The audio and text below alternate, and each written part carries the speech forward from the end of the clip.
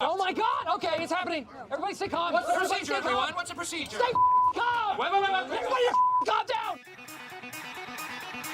Cleveland! This is for you! Is this real life? A swing and a drive! To deep left! Away! Back! Gone! Iguodala to Curry. Back to Iguodala. Up for the layup. Oh, blocked by James! All right, everyone, welcome on in. This is the Real Sports Talk Show. I'm your host, Paul Jacobek. This is a quick little podcast. Usually they're going to be about an hour long.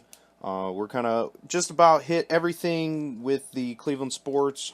Definitely get Ohio State, and then after that, it will be kind of a free-for-all for what else we kind of get in. Today's show, we're going to talk about the Cavs and how they're starting to finally pick up pace here in this Eastern Conference. We're going to definitely talk about this Cleveland Browns game against Jacksonville and the rest of the season, and also going into next year's draft, and who's going to be the head coach. But first, let's go ahead. We're going to start off with some Cavaliers talk. Cavaliers last night, pretty solid win up in Detroit against the Detroit Pistons, 116-88. They kind of took over this game from the get-go. Detroit kind of coming into this game at home. They had a long road trip. They didn't really have a lot of energy in this game, so the Cavaliers kind of just took control early. But it was nice to see Jose Calderon, 14 points, getting the start last night. LeBron coming in with 18, 8 assists. Korver had a down night, though, only 8 points. Kevin Love, 19, though. That was very strong. Cavaliers really need to be able to keep this going, though, with the way that the way the season's going and the way that Boston started off. It's not good for the Cavs to kind of look sluggish, but with new pieces in this lineup, with Isaiah Thomas still waiting to come back, which we've heard great news about him, that he's making very good strides and coming back sooner than later, which is good and bad. I really think that with Isaiah coming back, it's going to help this team. It's going to help LeBron get used to playing with Isaiah, because Isaiah, as we all know, is not Kyrie Irving. And it's going to definitely help the Cavaliers get that flow back in this offense. And they're definitely going to be able to use Isaiah in the right way. And I think that will definitely help LeBron lose some of the minutes. LeBron's really come out and said that he's not liking the way the minutes are being, distributed, and he thinks that his minutes should be down, which I agree with. LeBron's starting to get up there, and LeBron really does not need to be playing those kind of minutes. The Cavs won 116-88 last night, like I said, and LeBron was still out there. That was a kind of shorter night. He had 27 minutes, but he's still up there, in minutes. And in a blowout win like that, they were up by 30 at one point. LeBron does not need to be in a game like that. They, close the door early, keep LeBron out, save his minutes, and, get some of these other guys some more minutes in and see what they have to bring to the table. Especially, you're going to definitely see Jay Crowder's minutes staying up there.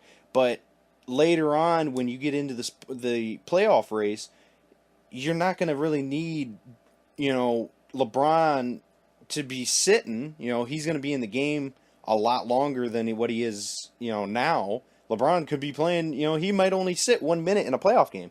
But when you let a guy get the rest he needs, and with LeBron being as old as he is, he definitely needs more rest than, when he was younger. But people like Jay Crowder, you get Kevin Love's minutes would go down. Shumpert's still going to be out with that injury, but Shumpert's minutes, they would be able to come up. JR's minutes will be able to come up. Dwayne Wade's minutes will be able to come up. You just have to be able to put away a game to let those other people get the minutes and save LeBron. Because the whole objective, you just have to save LeBron.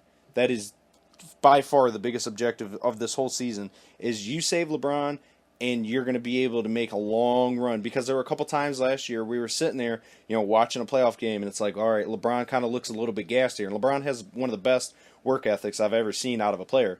But LeBron needs his rest, though. And, yeah, the way that the scheduling is now, you're kind of taking away the back-to-back games and stuff. It's nice, but you still have to get LeBron's minutes down. But like I said, overall, great game last night out of the Cavs. They really took this game from the get-go. Really not much of a fight out of Detroit. Detroit only had 3 guys in double digits last night. And like I said from the get-go, it was very, very much over. And we definitely need to find a way get Derrick Rose to stay healthy. Derrick Rose, is going to be a big part when Isaiah comes back, because Isaiah, one, you don't want to overwork the guy. You definitely want to make sure that he's able to rest the hip if he needs to, especially with the way that the East is being as easy as it is. You really do not need to be keeping Isaiah in, especially coming off this injury. So Derrick Rose needs to stay healthy.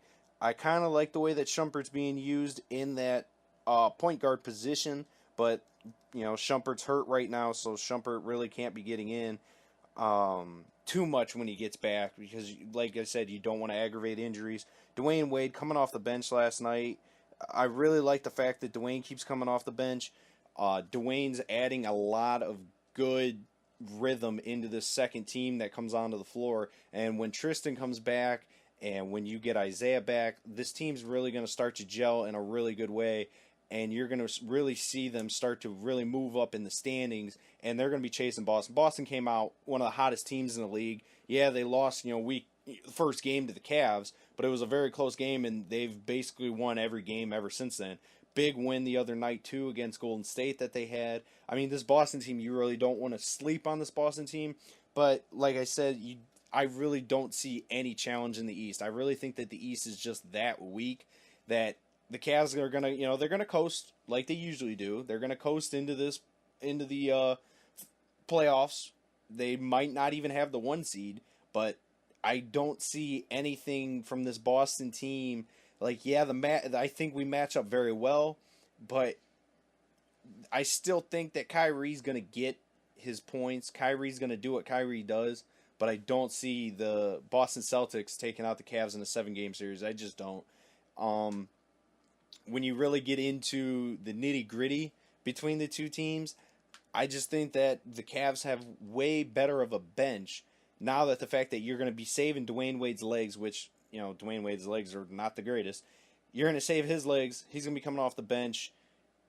Mixing in with that second team, I just don't think that Boston has that many bodies on their bench that are that solid to match up with the Cavs. And, I mean, you do have the best player in the world and, one of the best players to ever pick up a basketball on your side. So that's always a bonus.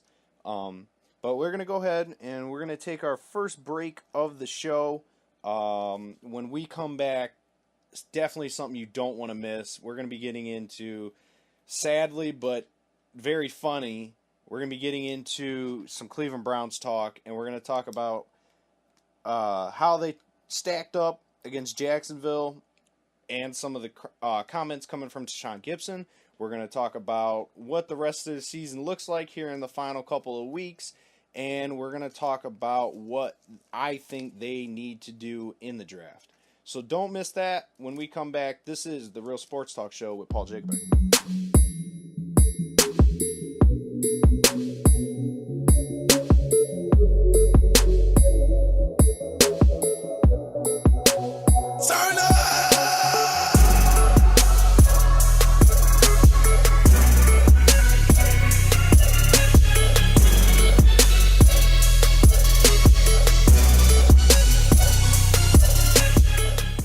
And we're back.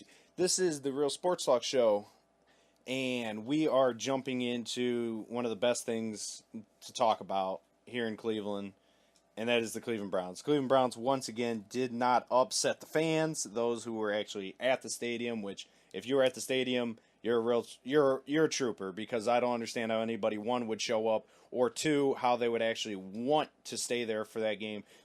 Really not the greatest weather. But, I mean, it is football, so you do what you can. But as many of you know, before we jump into how bad this game was, Tashaun Gibson, former Brown, former Pro Bowler for the Brown, had some very colorful comments for the Browns before this game this week. And basically, all he said, I'll just go ahead and dumb it down for you. He just said this is a terrible team. They have, not much to worry about. He said they were going to drop 40 on the Browns, which they didn't. But like I said, the weather conditions were not the best. But he basically said that this franchise is going nowhere. He said that the front office is awful, and he was also very mad because when he was a free agent here, or going into his free agency, I should say, he wanted to come back. He really wanted to be Cleveland Brown. You don't hear a lot of people saying, I want to be a Cleveland Brown. Honestly, if I was in their position, I really don't think I would want to either. I would want to be on a winning team. Yes, the fans in Cleveland are by far the best fans, but I really would not want to come back if this was the situation, because I think that as a player, yes, you want the money, but you also want to win. And if you don't want to win, that it just sounds weird. So Deshaun Gibson said he wanted to come back. He said he wanted to be a part of the process here in Cleveland. And the Browns basically, came in and they said, hey, you're a free agent. Best of luck. They didn't come in and they didn't say, all right, we're going to talk about a contract. Boom, here it is. They just basically let him walk, which I did not agree with. I liked Deshaun Gibson when he was here. Thought he was a very good ball hawking safety. He did the job he was supposed to, and he did it very well.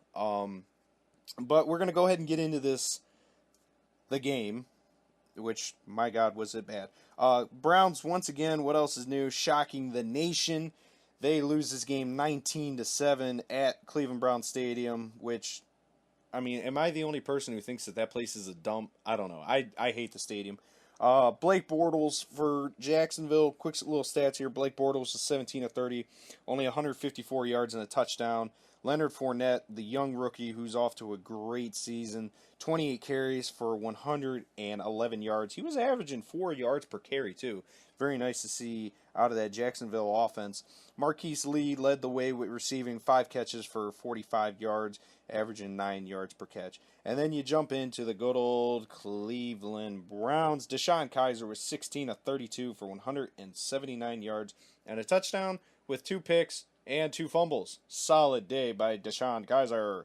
And then the one thing I have not realized, the Browns have actually, I heard the stat today, they are in the top 15 for sure, maybe the top 10 in not rushing, but like the yardage per attempt this year.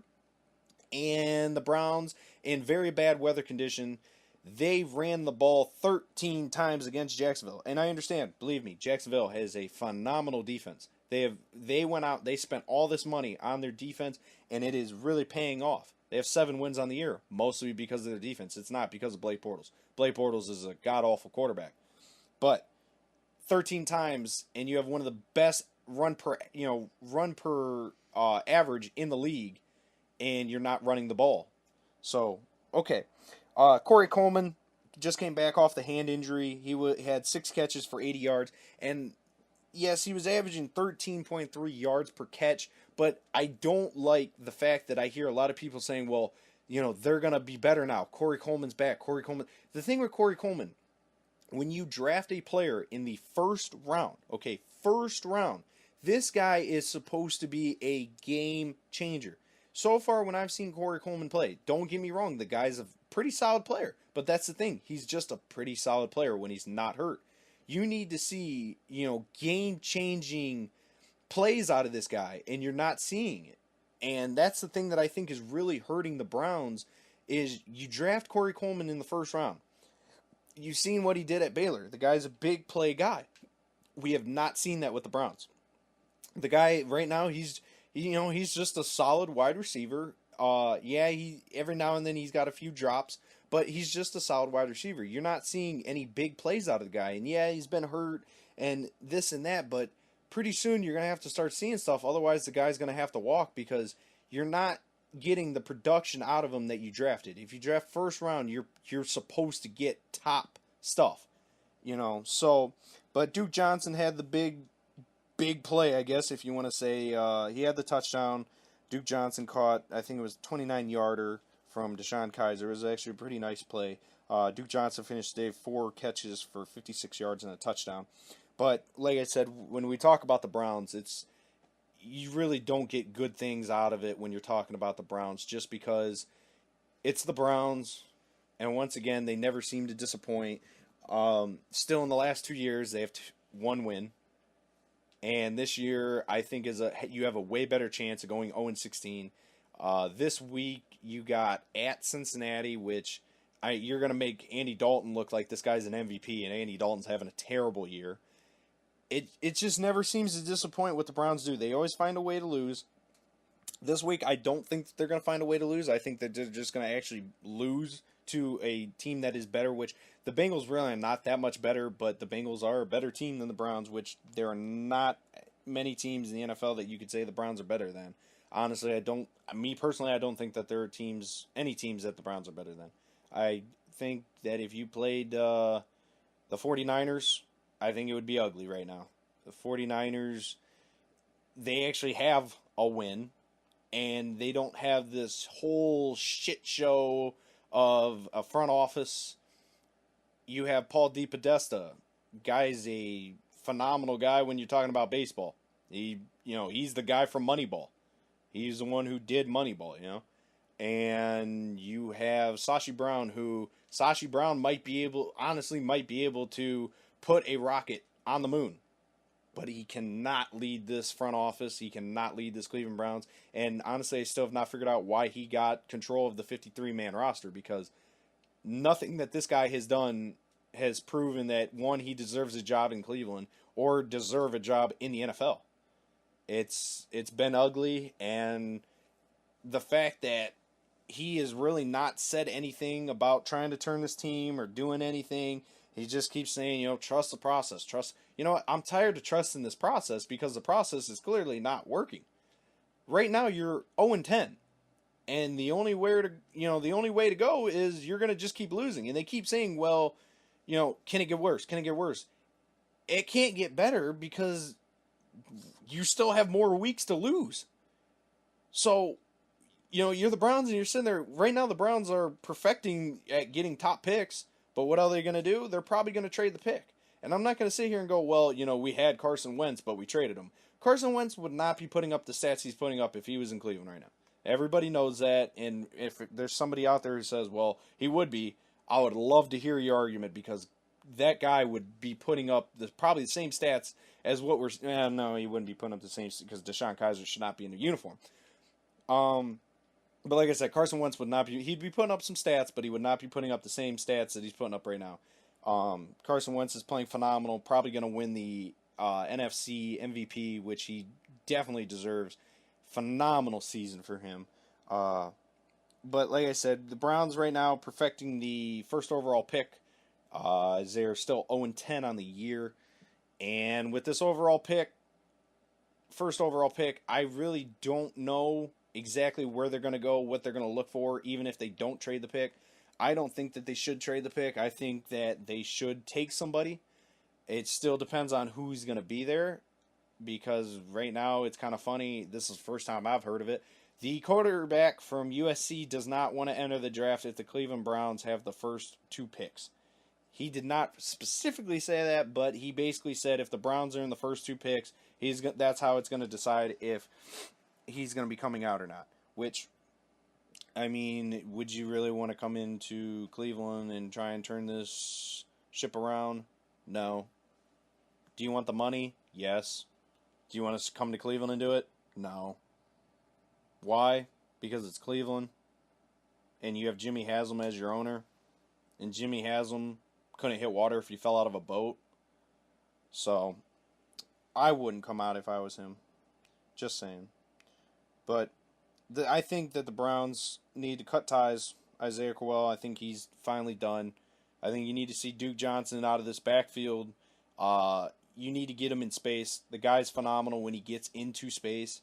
So get him the ball. Give him the open field. Let the guy run. Let him make his moves. And I think that if you're not going to take the quarterback because you don't love the guy, I think you got to take Barkley out of Penn State. The guy is phenomenal. But if you do take a quarterback, and I've said this for a while, I think if you do take a quarterback, I think you have to sit there and you go, okay, we're bringing in an offense coordinator, because I'm tired of seeing Hugh Jackson. 1, I'm tired of seeing him. And 2, I'm tired of seeing him try and call plays. The guy should not be calling plays. He has too much on his plate trying to worry about developing DeShone Kizer, which he should just stop doing that right now, considering he epically failed on the Cody Kessler experiment when he said, "Trust me." Why would we trust you if you're not even going to let the guy play? And when you do play, he's not good. So why would you say trust the guy if he's not doing anything? He was a mediocre talent at USC, and when you were sitting there watching him, and I was watching the draft on NFL Network like I always do. And NFL Network said, well, Cody Kessler, they finally got into the whole quarterbacks, and they said, blah, blah, blah, all the way down the line, Cody Kessler was so far down there. They said, he's going to be a career backup. And you take him in the first 3 rounds, and you go, trust me. Okay, we'll trust you. So we've seen Cody Kessler, I don't even remember how many games so far in his career, and I don't like him at all. I see no movement down the field, and all he can throw are screen passes. Congratulations, that's nice. He can throw a screen pass. I think I could throw a screen pass. Then you get Kevin Hogan, who comes in from the Kansas City Chiefs. Oh, wow, Kevin Hogan. He got cut by somebody. And, yeah, the guy was solid at Stanford, but, do we really want Kevin Hogan to try and lead this team? No. Then you go out and you draft the biggest shit show of a performance in DeShone Kizer, and you say, okay, DeShone Kizer is going to learn he's not coming in and playing. So what do? You guys went out, you go ahead and you get rid of Brock Osweiler. Okay, whatever. Then you go and you get rid of, you already got rid of Josh McCown. So you have 3 guys who, one guy is a brand new rookie, has never even took a snap before. You have Kevin Hogan, who I think he started 1 game for the Browns, and he's probably started 1 game in his career last year. In his career, he started 1 game, and that was last year. And you have Kessler, who has, 5 starts total, something like that, 5 or 4. And that's your battle for quarterback. So you give the job to DeShone Kizer, who did not deserve it, and who is not ready, and he has proved it every single week. And you let him play. Which, I'm sorry, he did play good. He played, I shouldn't say good. He played okay against Pittsburgh. He kept you in the game, which that's all you can ask for against Pittsburgh. Phenomenal team. And every week after that, he's been awful. And my biggest thing with Hugh Jackson is, okay, if you're going to let the guy play and he's going to learn from playing, if he has a bad game, you don't bench him for Kevin Hogan. That was the worst decision I've ever seen out of a coach, especially a quarterback guru, per se, out of Hugh Jackson. That was terrible. The guy played terrible, and then you bench him for Kevin Hogan, and Kevin Hogan is awful. And they were just dismantled by Houston. And I was talking to my buddy, and I said, Kevin Hogan comes in, or he starts the game against Houston, and he throws a pick 6. And I said, I wonder what he's going to do, what Hugh Jackson's going to do. Your quarterback just threw a pick 6. What's he going to do? Is he going to start running the ball? Because he should be running the ball. What's he going to do? And he did 6 straight passing plays after they threw that pick 6. But it's like, okay, so the guy throws a pick 6. Oh, hey, all right, hey, 6 straight passing plays. Don't you try and make me look bad out there. I know you're a lifelong backup, and that's all you're ever going to be, but don't make me look bad. So what happens? He looked bad. Pretty sure Kevin Hogan finished the game with 3 picks.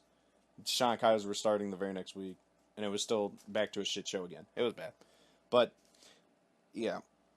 After a while, you kind of get lost for words with the way that everything is with the Cleveland Browns organization. Nothing really surprises me.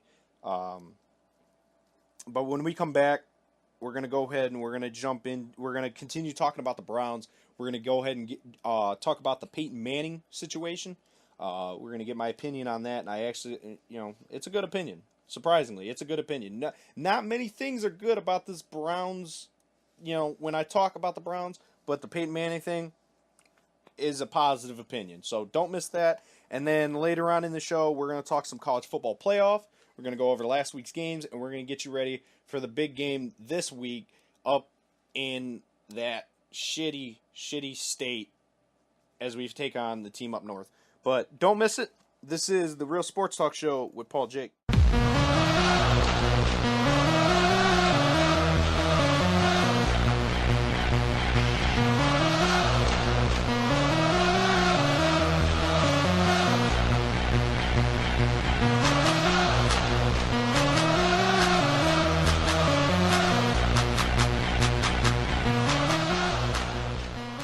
All right, and we're back here on the Real Sports Talk Show with Paul. As we were talking before the break, we were talking about the Cleveland Browns, and we were talking about how bad this team is and the franchise, and how I hate the players, I hate the uniforms, I hate the stadium. I mean, honestly, I haven't been there this year, but I'd probably hate the food. No, I wouldn't. I like the food. But we're going to go ahead and we're going to talk about some Peyton Manning. Peyton Manning has been a huge rumor here in Cleveland for the past month or so. A lot of people reporting that Peyton Manning, I've even seen, has bought a house already in the Cleveland area. I've seen Peyton Manning is ready to take over this front office, and he's going to lead us to victories, which, well, he hasn't, so don't get your hopes up. But I do like the fact that there's rumors about Peyton Manning coming to Cleveland and being in this front office. I absolutely love the fact that this is the first move that I've actually openly come out and said, I love it. I've hated the master rebuild that they've done. I hate the way that they tried to do it. I don't think it has worked at all the way that they've tried. But the fact that I think that you're going out, you're getting a proven winner in Peyton Manning. You're getting a guy who knows football. You're getting football-minded people. And I think Peyton Manning will be one of the first people to tell you that when you get the quarterback you want, and you have to build around that guy. You can't take a quarterback and go, okay, well, this is the offense we're running, get used to it, You have to go out, you go, okay, we love this quarterback. This is the quarterback we're getting. You have to build around your quarterback.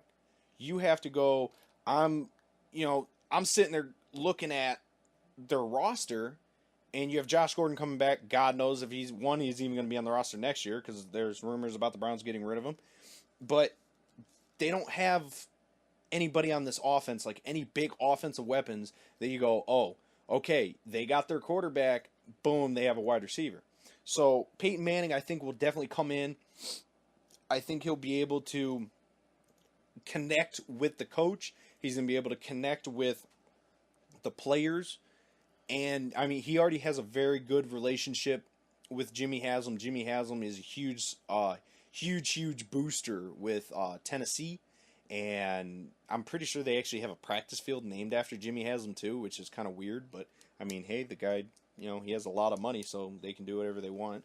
But, like I said, Peyton Manning, I think, can come in, and I think that he will take steps. I'm not saying he's going to turn this franchise around. Don't think that, Peyton Manning comes in, bam, franchise, turn around. No, not happening.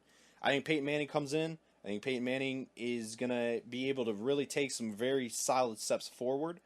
I think that Peyton will definitely be one of those guys when you're sitting there and you go, okay, is this guy going to make the team? I think Peyton's really going to be able to determine, he's really going to take over this 53-man roster, and he's really going to take okay, you have a player who's kind of on the border, and Peyton might be able to sit there and go, okay, he's not going to come out and talk to coaches or anything like that and say, I think this guy needs to make it. I think he's going to be sitting there and he's going to go, well, you have players that are on the border, and you've seen them in practice, you've seen them in games, you've seen everything. And you look at him and go, well, is this guy going to make the 53-man roster? Peyton's going to definitely be able to do that. And he's not going to be like Sashi Brown. Sashi Brown doesn't know football. Peyton Manning has a huge football background. And, that's what I'm getting at, is Peyton Manning has a huge football background. His whole family has been in it. Sashi Brown went to Harvard. Sashi Brown, like I said, could put a rocket on the moon. Sashi Brown doesn't know football like Peyton Manning. And if you're trying to tell me that Sashi Brown knows more about football than Peyton Manning because the guy went to Harvard, you're dead wrong. And honestly, I might question, if you even know what you're talking about. Because Peyton Manning, probably the second greatest quarterback to ever pick up a football. Yeah, it may not transfer over. That's the thing. That's the biggest question, is if his player skills and his knowledge of the game is going to transfer over into the front office. And people have tried it before. It hasn't worked. So far, John Lynch out in San Fran. I mean, the guy got Jimmy Garoppolo in a trade. So far, he's not too bad. But I love the move of Peyton Manning. I really hope it happens. If not, I mean, it would be kind of... I would be kind of sad, but, I mean, so far, I absolutely love the fact that they're trying to get this deal done to get him in.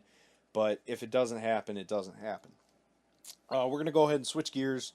We're going to get into what I think is one of the bigger topics of the show, getting into the college football playoff.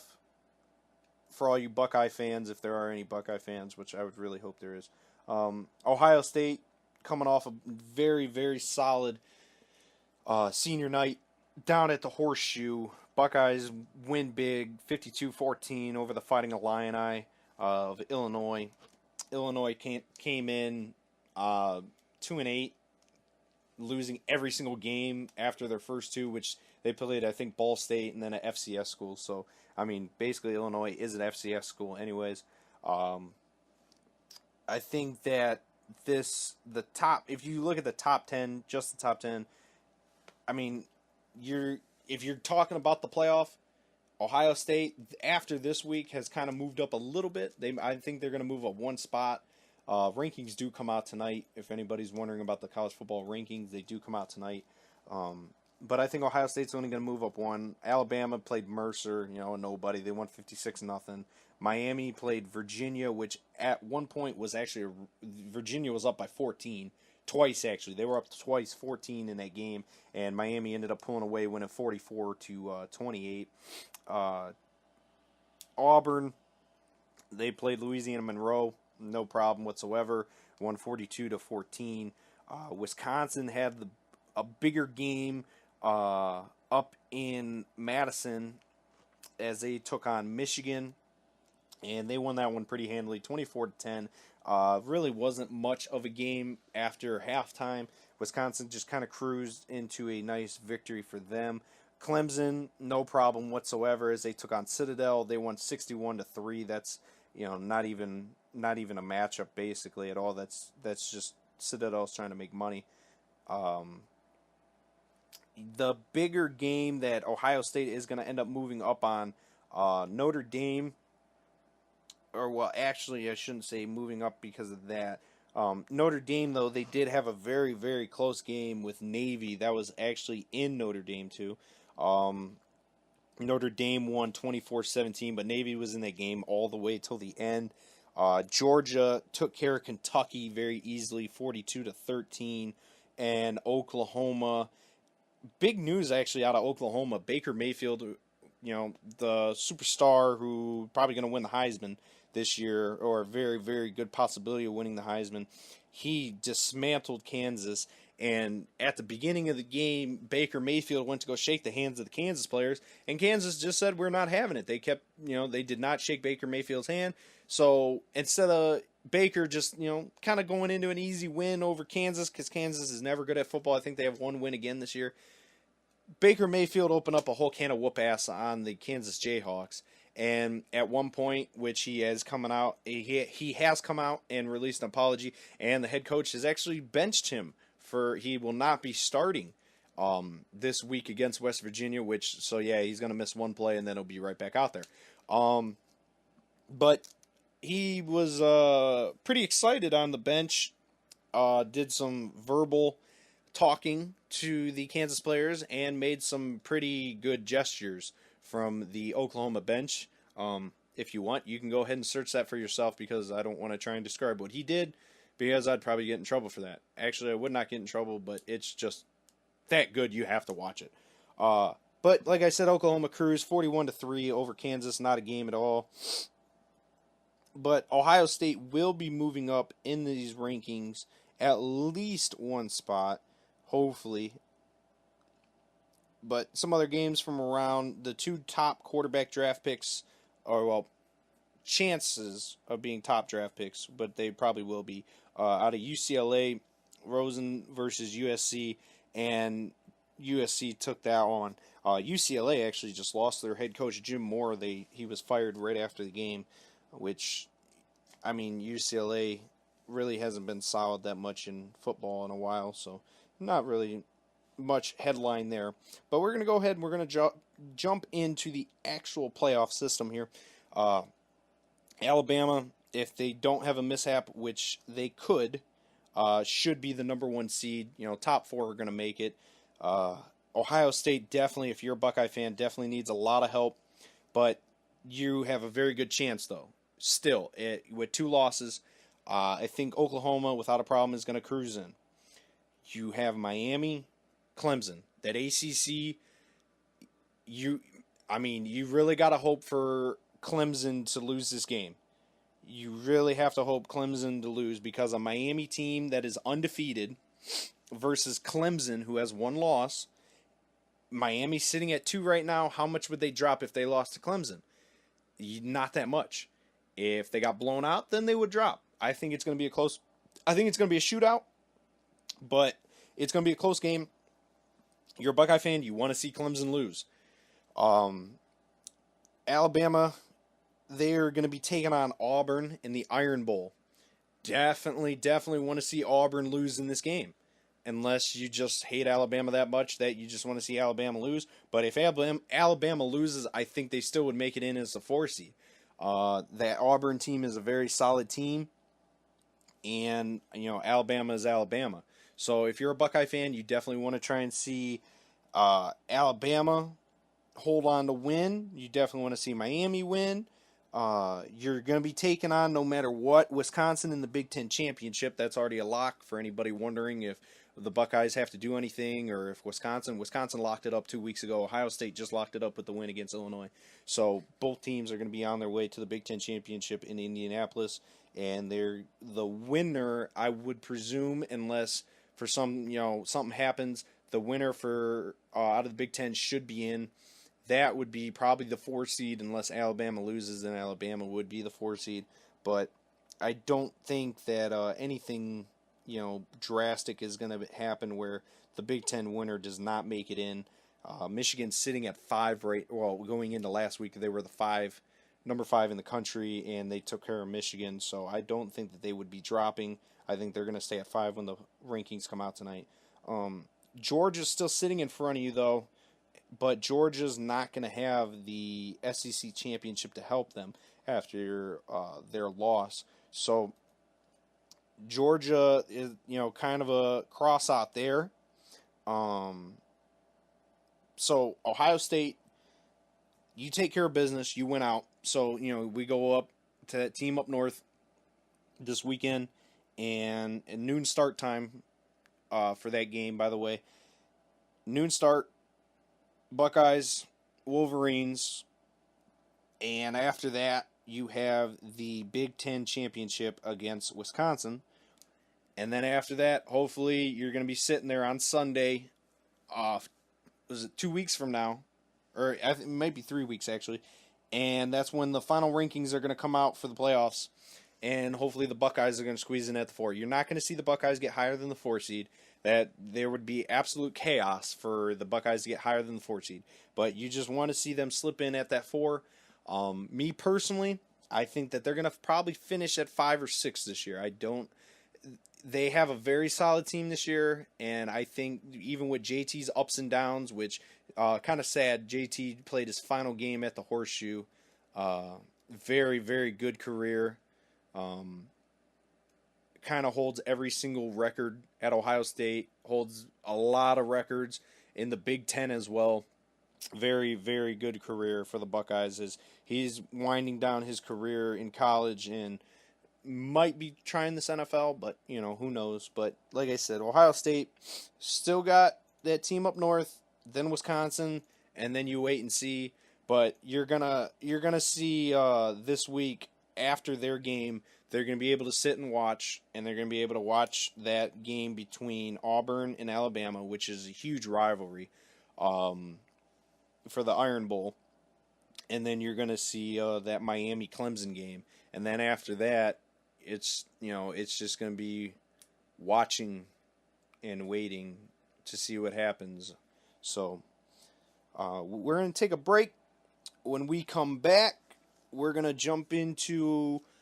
we're going to probably stay with a little bit of college football, but we're also going to jump into a little bit of the Indians offseason and some news for the Hall of Fame ballot for the MLB, as some former Indians are on the ballot for the first time this year, and we'll see where they stack up with the rest of them. Don't miss it.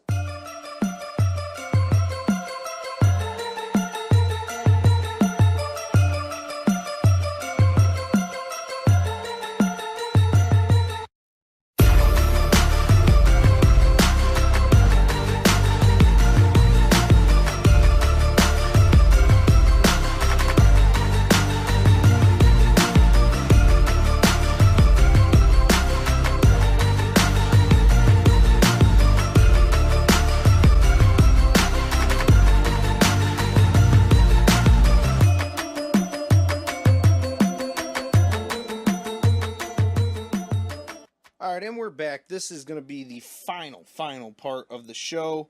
I know most of you guys are sad if you guys actually lasted this long. But yeah, we're going to jump into the last part of the show.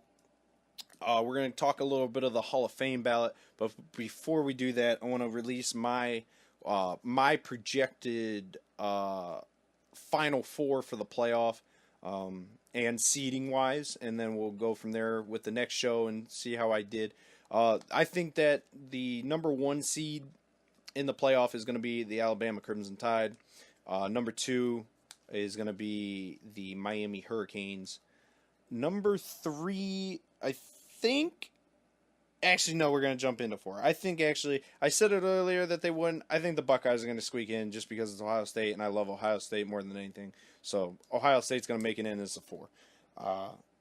And if you think that I'm wrong, well, you know, you're probably not a Buckeye fan. But if you are a Buckeye fan, well, congratulations. I think you're going to be in the playoff.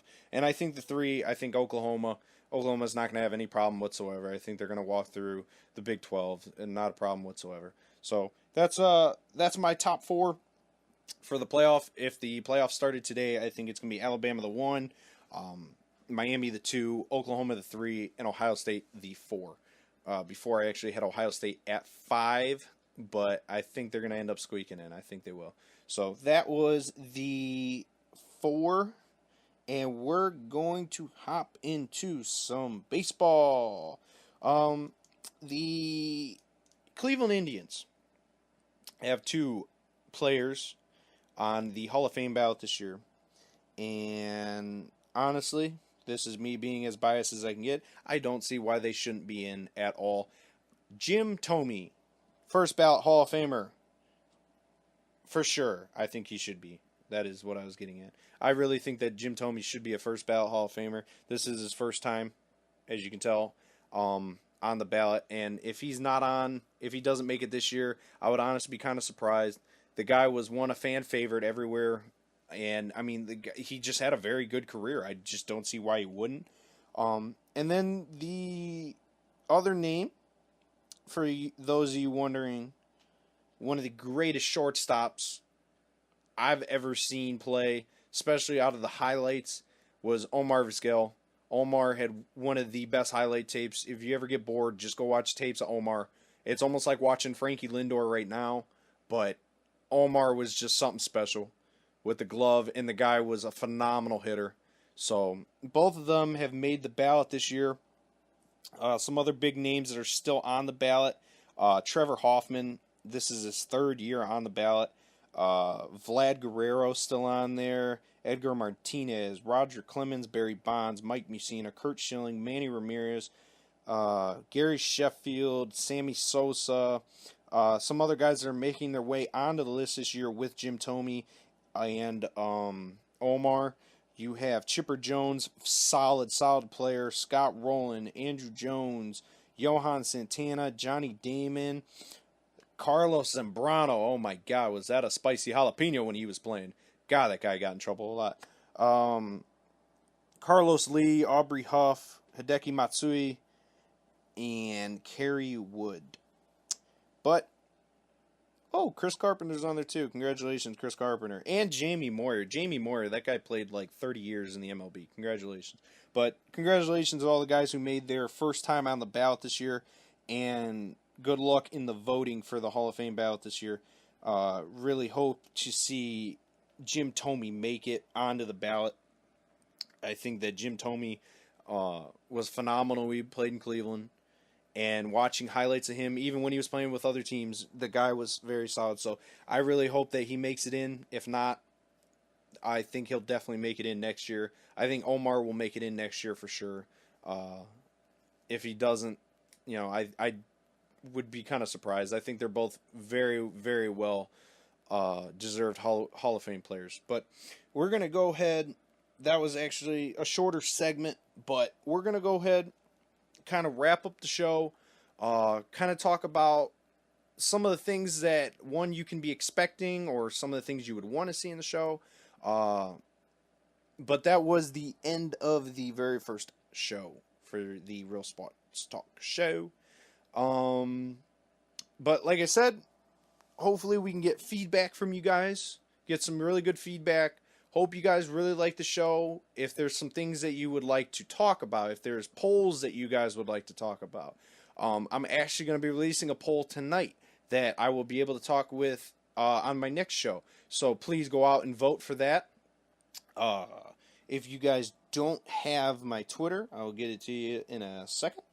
But definitely, I would love some feedback. Definitely need feedback. But if you guys want to talk about something, if you guys would like me to get special guests, I have special guests lined up for the show. If there's any Clearview Clipper alumni listening, or anybody who likes Roger Engel is going to be on the show soon. Like, this is breaking news, guys. Anybody who's really worried about the show, or anybody who actually is still listening, Roger Engel is going to be on the show within the next couple of weeks. That is a guarantee. Roger Engel will be on. Roger up in Concordia, playing football for them. They were actually first time ever made it into the playoffs. Congratulations to Roger and the Concordia Cardinals. But if you want to drop some feedback, my Twitter is @PaulJake44. You can definitely just either comment on the show. You can do anything you want. It doesn't matter. But just go ahead and let me know with some feedback.